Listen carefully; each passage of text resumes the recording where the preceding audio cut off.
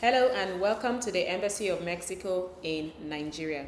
Today I will be speaking to you on the process to apply for visas for non-paid activities. So if you're traveling to Mexico for visit, tourism, medical, business, transit, as long as it's a non-paid activity, this is the kind of visa you'll be needing.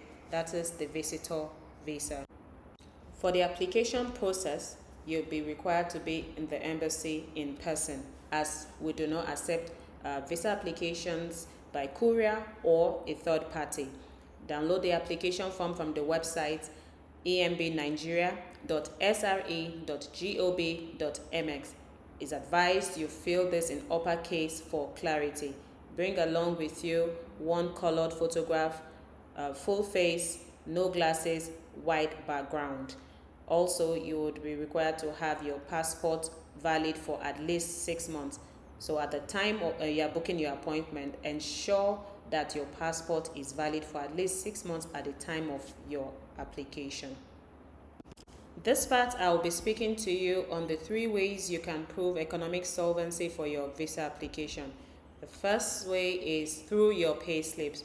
So you'll be required to provide your pay slips for the last 3 months with 1,473 USD or its equivalent in your local currency after tax, along with your proof of employment for the last 1 year. This can be shown through contract or introduction letter by your employer. Note that all documents you're submitting in this embassy must be in original. We do not accept online print or scanned copies. So your organization must stamp and sign this document, and it must be in your name as it is in your passport. The second way is through the bank statement.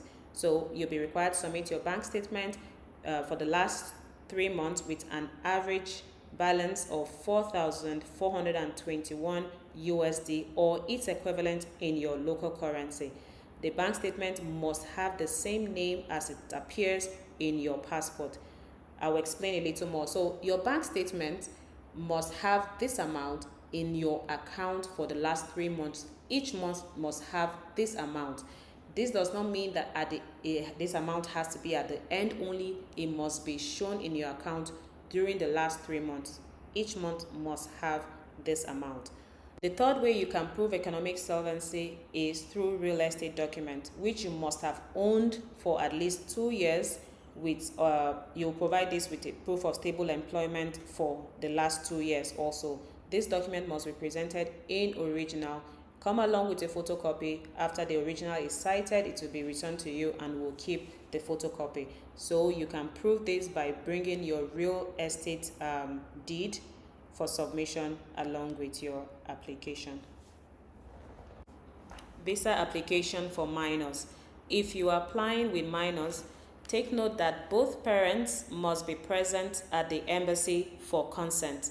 You come along with the original and photocopy of the birth certificate, and the names on the birth certificate must match the names on the passport or the official ID you are submitting for this application.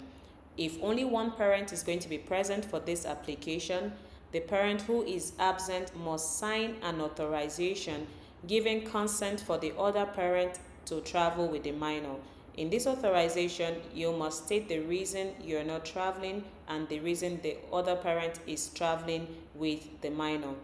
This authorization must be signed and stamped by a notary public, and it must be submitted in original, which the embassy will keep. The interview stage.